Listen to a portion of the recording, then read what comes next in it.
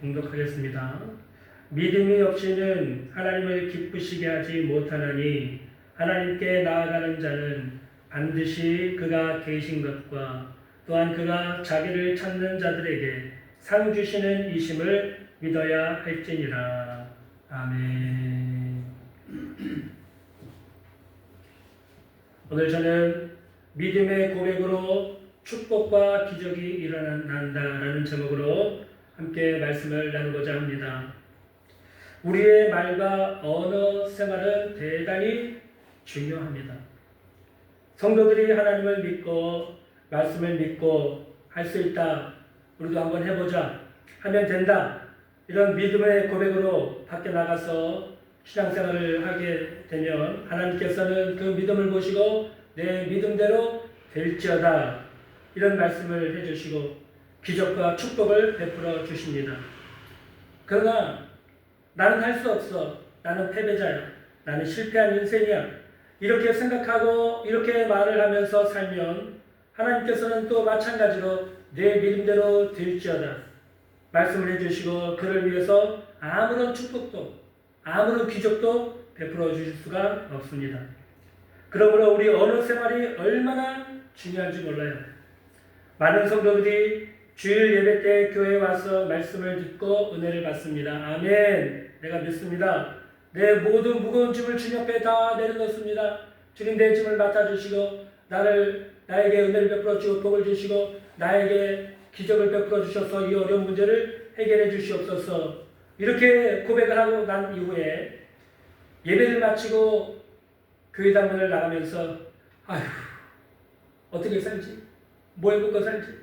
아이고, 못 살겠네. 내 어떻게 사나? 한숨을 푹 쉬면서 불신앙을 가득히 담아서 집으로 돌아갑니다. 예배 때 받은 은혜를 예배당 문 밖을 나가면서 다 까먹고 할 수 없다. 아이고, 나는 망했다.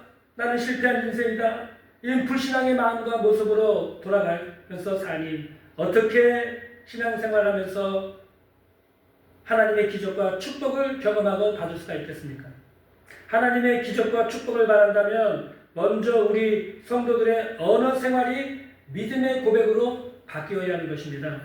우리 말에도 속담에도 말 한마디로 천냥빛을 가른다고 그랬어요.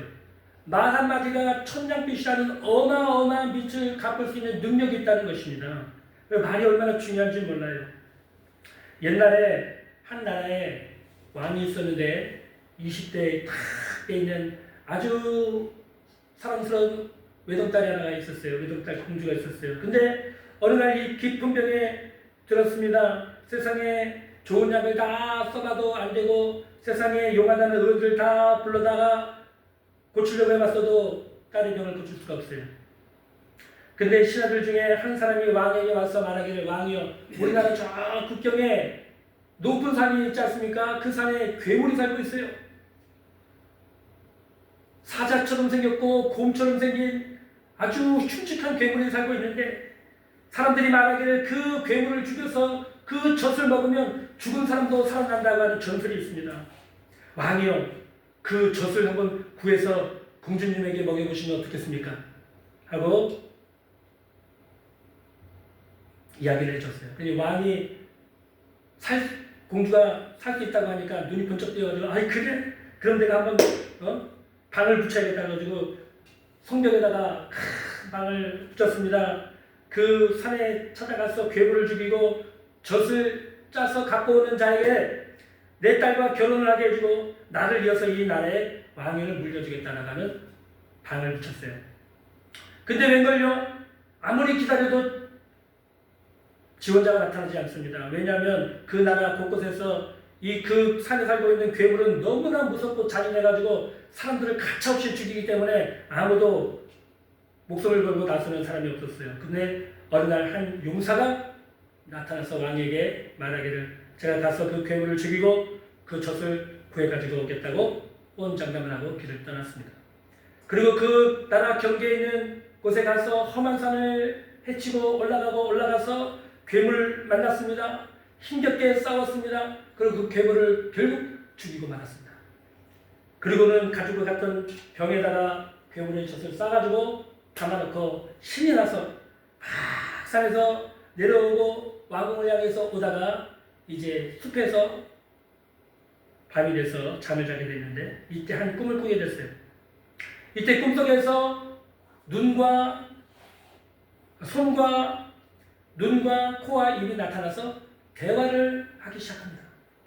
먼저 눈이 말하기를 만약에 내 시력이 좋지 않았다면 그 산속 깊은 곳에 숨어있는 그 괴물을 찾아가지고 어떻게 죽이고 이길 수가 있었겠느냐. 이게 다 내가 시력이 좋아서 이렇게 좋은 결과를 나타낸 거야 하고 큰 소리를 쳤습니다. 그러자 팔이 말합니다. 네 시력이 아무리 좋다고 해도 칼을 들고 싸워서 죽여야지 승리를 하고 그 젖을 얻을 수가 있지. 네가 아무리 시력이 좋다고 해도 죽일 수가 있냐? 죽인 건 내가 죽였지. 내가 최고라고 자랑을 하기 시작했습니다. 그러자 코가 말하기를 너희들이 아무리 그렇게 자랑을 해도 내 코가 그 숲속 깊은 곳에 숨어있는 그 괴물의 냄새를 맡아서 쫓아가지 않았다면 칼이 쓴들 죽일 수가 있겠냐? 눈이 좋다고 한들 찾을 수가 있겠냐? 그러므로 내 공로가 제일 크다고 호언장담을 했습니다.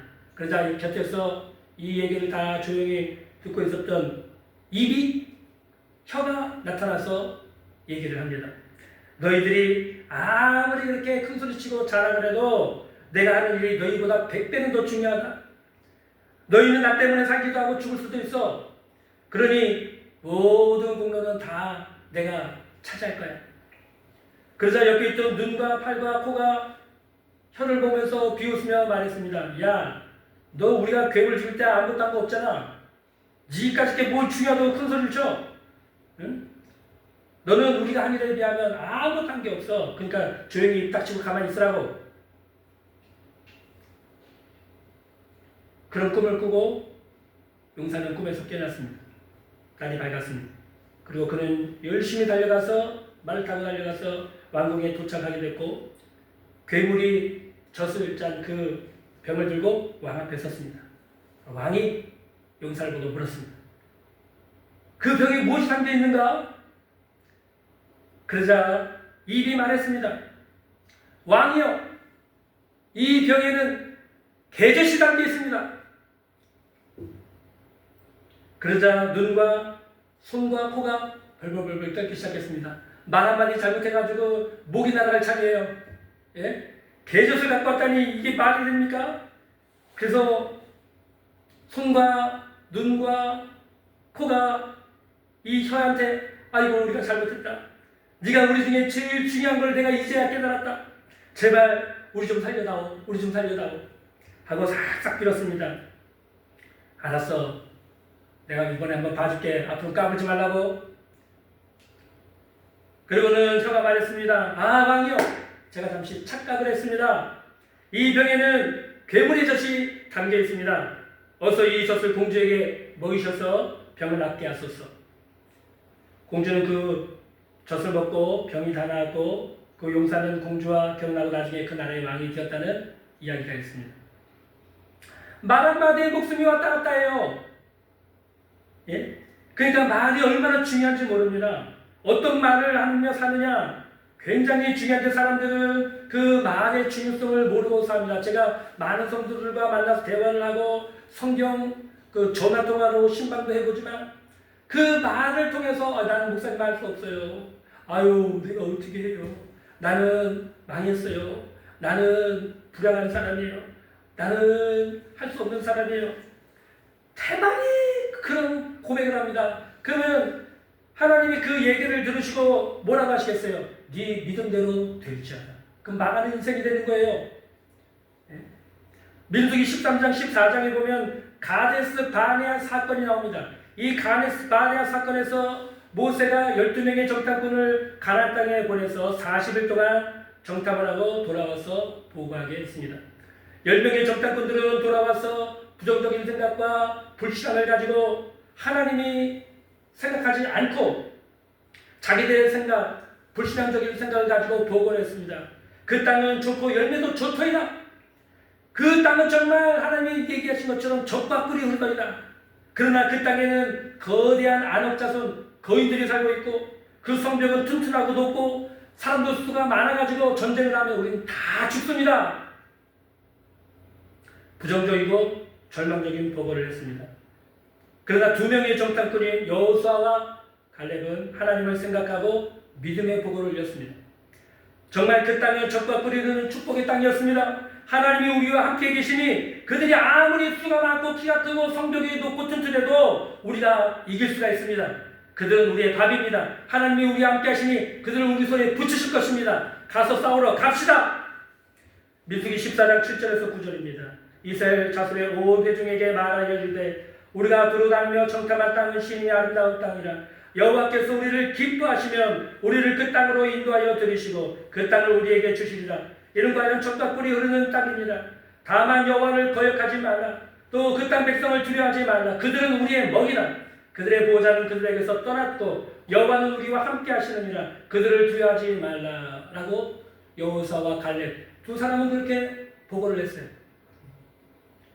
10명의 정탐꾼들과 60만 명이나 되는 이스라엘 백성들은 10명의 정탐꾼의 부정적이고 불신앙적인 그 얘기를 듣고 다 불신앙이다 전염이 돼서 밤새도록 울면서 하나님과 모세를 원망했습니다. 우리를 죽일 곳이 없어가지고 매장지가 없어서 이곳까지 끌고 와서 우리를 다 죽이려고 하느냐 하고 모세를 원망하고 하나님을 원망했습니다. 하나님이 이 모습을 보고 그들의 소리를 다 듣고 기뻐하지 않고 그들이 말한 대로 그들에게 갚아주셨다고 성경은 기록하고 있어요. 들어보세요. 민수기 14장 28절 35절에 그들에게 이르기를 여호와의 말씀에 내 삶을 두고 맹세하노라. 너희 말이 내 귀에 들린 대로 내가 너희에게 행하리니 너희 시체가 이 광야에 엎드러질 것이라.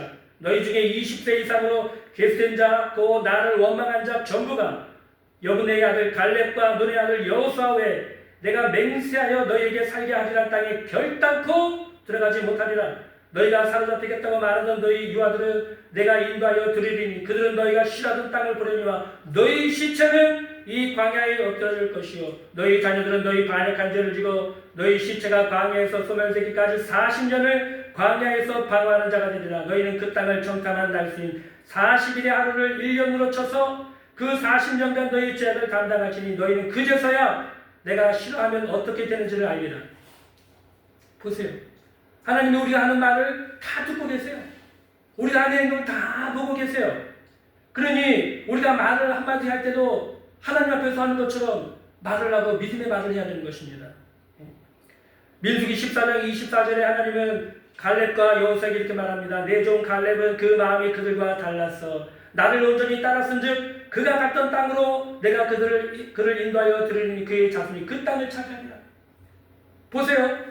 10명의 정탐꾼 60만 명의 장정 여호수아와 갈렙 하나님의 축복과 기적을 누가 경험했어요? 누가 경험했어요? 믿음의 말한 사람이 축복과 기적을 경험했습니다.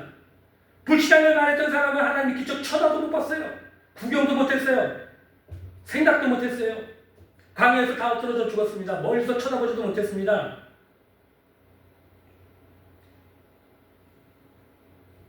여호수아와 갈렙 10명의 정탐꾼과 60만 명의 이스라엘 백성들 뭐가 달랐습니까? 말이 달랐어요. 말이 달랐다고요. 예? 믿음을 고백하는 말을 하는가 불신앙을 고백하는 말을 하는가 이것이 그들의 삶과 죽음과 축복과 저주를 갈랐다고요. 예? 하나님을 믿으면 하나님이 저절로 복을 주시겠지, 축복을 해주시겠지, 생명을 주시겠지, 예? 건강을 주시겠지. 천만의 말씀이에요. 그럼 못하는 60만 명이 다 죽습니까? 가나안 땅에 다 들어갔죠. 그렇지 않다는 거예요. 하나님은 믿음을 기뻐하십니다. 우리가 히브리서 11장 6절에 봤지만 믿음이 없이는 하나님을 기쁘시게 하지 못해요. 반대로 하나님은 믿음이 없는 것을 굉장히 싫어하십니다. 불신앙은 하나님이 쳐다도 안 봐요. 오늘날 많은 성도들이 이 갈림길 위에 자신이 서서 살고 있다는 사실을 몰라요. 자기가 믿음의 고백을 하면 하나님이 축복의 길을 열어주시고 기적의 문을 열어주시는데 믿음의 말을 하지 않고 불신의 말을 하고 원망과 불평을 말하니까 결국 저주와 죽음의 사망의 길로 나가는 거예요. 여러분이 여러분의 어떤 말을 하는지 여러분의 말이 여러분의 인생과 미래를 결정합니다. 왜냐하면 여러분의 말을 마귀가 듣고 있고 하나님도 듣고 계세요. 마귀는 여러분이 믿음의 말을 하고 하나님을 의지하고 신뢰하는 말을 하면 마귀는 있을 곳이 없어서 떠나갑니다. 근데 여러분이 불신앙을 말을 하고 원망과 불평의 말을 하고 불신앙의 말을 하면 마귀가 다가와서 친구를 삼고 끌고 갑니다. 그게 달라요. 그러므로 믿음의 말을 하십시오. 할렐루야. 예? 눈에 보이는 것 없어도, 귀에 들리는 것 없어도, 손에 아무 잡히는 것 없어도 하나님이 살아계시다는 사실을 믿고 하나님께 기도하고 믿음의 고백을 하면서 살면 반드시 축복과 하나님이 기적을 베풀어 주십니다. 저는 매일같이 5가지 고백을 하며 삽니다. 십자가를 바라보면서 예수님이 십자가에서 피 흘려주심으로 내 모든 죄가 과거, 현재, 미래의 모든 죄가 다 용서받았으니 감사합니다. 하나님께서 내 믿음을 보시고 나를 의롭다고 해주시니 감사합니다. 첫 번째 고백. 두 번째 고백은 이제 주님이 오순절에 성령을 보내주심으로 믿는 자에게 성령께서 와 계시고 성령이 내 안에 계시고 내 옆에 계시고 내 주변에 성령께서 나와 함께 하시고 나를 거룩하고 성령 충만한 사람으로 만들어주시니 감사합니다. 저는 그런 고백을 하며 삽니다. 또 세 번째, 주님께서 십자가에 달리실 때 저주를 받은 바에서 우리를 저주의 율법의 저주에 속량하시고 아브라함의 축복을 가져다 주셨다고 했어요. 그래서 나는 저주에서 벗어난 인생이요 이제 축복받은 사람이라고 나는 그렇게 만들어주시니 하나님 감사합니다. 주님 감사합니다. 그런 고백을 합니다. 그리고 예수님이 채찍에 맞으심으로 너희는 나음을 얻었다. 베드로전서 2장 24절의 말씀을 생각하면서 주님 나는 질병에서 벗어나서 나는 일평생 건강하고 나는 활기차게 행복하게 사는 사람으로 하나님 나를 축복해 주시니 감사합니다. 그런 고백을 해요. 그리고 마지막으로 주님이 십자가에서 죽으시고 부활하심으로 그 부활 생명을 나에게 주셔서 지옥과 사망의 권세에서 벗어나서 나는 이제 영생과 천국을 가진 사람으로 만들어주시니 감사합니다. 하나님 너무 감사합니다. 주님의 이름을 찬양합니다. 하고 매일같이 기도 시간에 고백을 하면서 삽니다. 그러면 내 마음에 믿음이 강해지고 하나님의 사랑과 성령의 능력에 기름 부으심이 와가지고 근심 걱정이 없어져요. 마음의 의심도 사라집니다. 얼마나 행복한 하루하루를 보낼 수 있는지 몰라요. 마태복음 9장에 보면 두 맹인이 길을 가시는 예수님을 쫓아가면서 다윗의 자손 예수여 우리를 불쌍히 여기소서, 다윗의 자손 예수여 우리를 불쌍히 여기소서 소리를 쳤습니다. 이 거리에 맹인이 2명만 있지 않아요. 예수님 당시에 보면은 이 맹인들이라고 하는 사람들은 거짓인데 동냥하기 위해서 항상 마을 입구, 성 입구에 모여 살았어요. 떼거리로 맹인들이. 그래서 그 성 입구에 들어가는 사람, 성전 입구에 들어가는 사람, 성 안에 들어가는 사람에게 자기들의 누추한 모습을 보여서 동정심을 유발해서 동냥을 해서 그걸로 먹고 살았어요. 이 사람들 거지기 때문에. 두 사람만 있는 게 아니에요. 근데 보니까 두 사람만 지금 예수님한테 달려와서 말합니다. 다윗의 자손 예수여 우리를 불쌍히 여기소서. 보이지도 않는데 예수님이 간다고 하니까 따라가면서 소리를 지른 거예요. 그래서 예수님이 그 두 사람을 부릅니다. 그리고는 앞에다 앉혀놓고 예수님이 질문을 하십니다. 내가 능히 이 일을 할 줄을 믿느냐? 물어보셨어요. 자, 이제 두 맹인이 대답할 차례입니다. 우리 권사님이 대답할 차례예요. 예? 뭐라고 말하시겠습니까? 이 맹인들은 뭐라고 할게요? 주여 우리가 믿습니다. 우리가 믿습니다. 그냥 주님이 하시는 말씀이 너희 믿음대로 되라. 그러자 그 두 사람의 맹인의 눈이 한순간에 떠졌습니다. 그리고 이 두 사람의 길에서 주님을 쫓아가는 제자가 되었다고 마태복음 9장 우리에게 말씀하고 있습니다. 맹인들의 눈이 어떻게 떠졌어요? 그들의 입술에 고백, 믿음의 고백으로 눈이 떠졌어요. 권사님은 그런 고백이 있어요? 그런 고백을 하면서 사셨어요? 그런 고백이 있으십니까? 주님 앞에 그런 고백을 한 번이나 해보셨어요?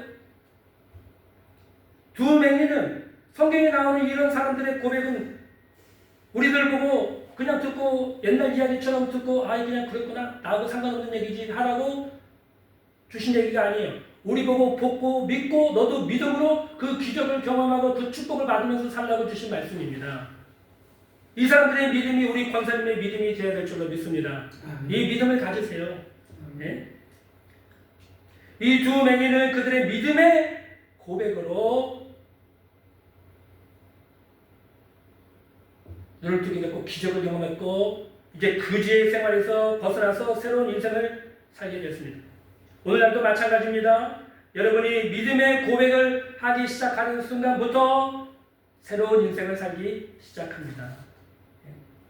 제가 기도원에 있으면서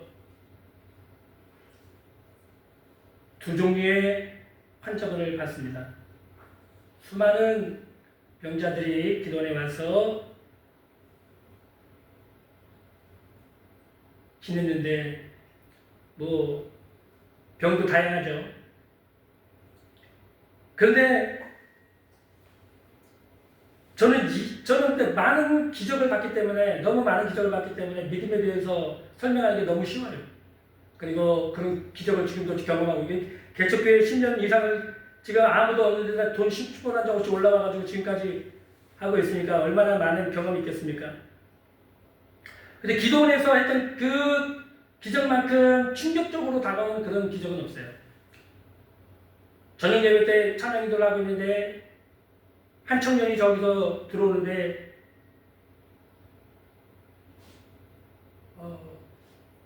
얼굴색이 거의 이 십자가처럼 얼굴색이 이래요. 이거보다 더 검해요. 얼굴이. 그러니까 이 사람이 얼굴이 타설인 게 아니라 병이 들어가지고 빼짝 말랐어요. 광대뼈가 툭 튀어나오고 볼이 사이 툭 들어가고 눈이 툭 들어가 있고 그냥 완전히 그런 사람인데 이 다크서는 여기가 이렇게 내려가 있어요. 다크서 찌꺼운 게. 그런 사람이 와가지고 저기 앉아가지고 예배를 참석했어요. 저는 뭐 찬양을 1시간을 해야 되니까 정신없이 막 찬양을 하죠. 1시간을 막 찬양하고 그 다음에 예배가 11시 정도에 밤 18시에 시작한 예배가 11시에 끝나면 한 3시간 정도 예배가 있는데 11시나 11시 반에 끝나요. 그러고 나서 잠깐 쉬었다가 12시부터 새벽 1시 반, 2시까지 신학생들이 모여서 기도회를 합니다. 그 기도회를 가서 제가 인도회를 하고 있는데 그 광대뼈 툭 튀어나고 눈이 속 들어가 있고 찌꺼면 그 청년 다 죽어가는 그 청년이 갑자기 저한테 슬금슬금 다가와요. 그래서 전사님 그래요. 깜짝 놀라가지고 예 안녕하세요.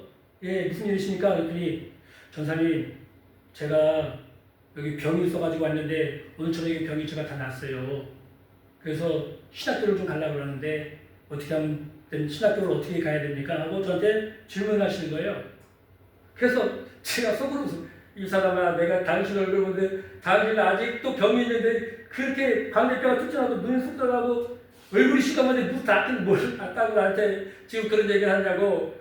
정말 났어요. 정말 났어요.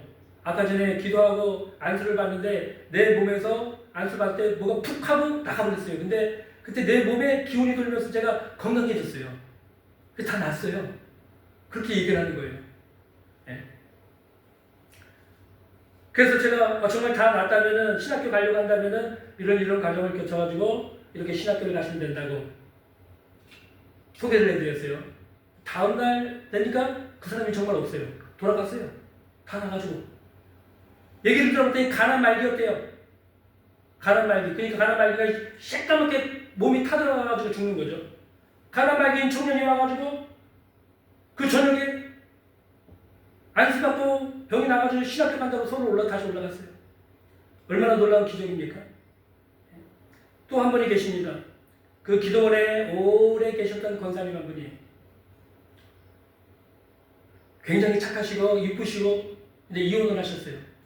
혼자 기도원에 숙소를 잡아놓고 생활하시면서 식사 때마다 주방에 가가지고 밥하고 설거지하시고 청소하시고 그 미용실 기술이 있어가지고 그 기도원에 평일날도 한 40-50명씩 거기 머물러 있거든요. 봉사자들 지금요. 그 봉사자들 불러다가 머리 깎아주고 염색해주고 그런 봉사를 하시는 권사님이 계시는데 이분도 암병이에요. 암병을 고치러 기도원에 왔어요. 암병이 심각하니까 병원에서 못 고치니까 기도원에 왔죠. 고쳐가지고 이분도 뭔가 매달리면서 해야 되는데 이분은 그럴 생각이 없어요.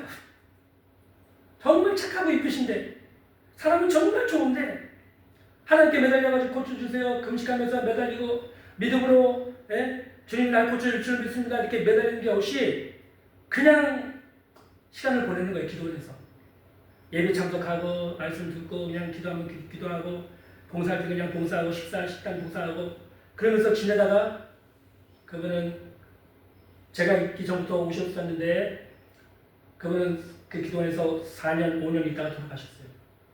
착해, 이쁘셔, 아주 봉사도 열심히 하시는 권사님이세요. 그러면 뭐예요? 믿음이 없어가지고 돌아가셨는데. 제가 어느 날 밥을 먹고 산책하러 기도 밖으로 이렇게 나가고 있는데 그 권사님이 그 산책하는 길 옆에서 호미를 들고 뭔가를 막 해고 계세요. 그래서 권사님, 이 점심시간 지금 뭐 하는 거예요? 지금 햇빛도 이렇게 따가운데요. 그랬더니 그 권사님이 저를 보고 하시는 말씀이, 전사님, 내가 너무 바보였어. 아, 왜요? 내가 그냥 하나님께 병 고쳐달라고 가만히 기도만 하고 앉아있고 내가 참 바보같이 살았지. 텔레비를 보니까 이 당진에 산도 좋고 물도 좋은데 좋은 이 식물들 캐고 먹고 뿌리도 좋은 거 캐가지고 먹으면은 그 생식으로도 얼마든지 병을 고칠 수가 있다고 하는데 내가 바보같이 그냥 앉아가지고 그냥 고쳐달라고 기도만 하고 있어. 얼마나 바보 같아. 이거라도 내가 캐가지고 먹어가지고 내 병을 고쳐야겠어. 고치긴 뭘 고쳐요. 돌아가셨어요. 돌아가셨어요. 두 종류의 사람이 있어요. 자기 입으로 불신앙을 그렇게 말하면 결국 뭐 하나님도 도와줄 수가 없죠. 근데 말기야만 할지라도 와가지고 하나님 날 도와주십시오. 주님 날 고치실 수 있습니다. 두 명의 맹인처럼 믿음의 고백을 하고 하나님께 매달리면 하나님 반드시 축복해 주시고 기적을 베풀어 주십니다. 우리 믿음의 고백으로 축복도 받고 기적도 일어나는 것이에요. 교회를 다니는데 나는 한 번도 기적을 경험한 적이 없습니다. 믿음의 고백을 해본 적이 없기 때문에 그렇습니다. 집사님, 권사님, 믿음의 고백을 하면서 하시길 바랍니다. 아멘. 아멘. 그럼 기적이 나요. 하나님이 반드시 축복해 주십니다. 기도하겠습니다. 사랑의 하나님 감사합니다. 하나님 지금도 살아계셔서 우리의 기도를 들으시고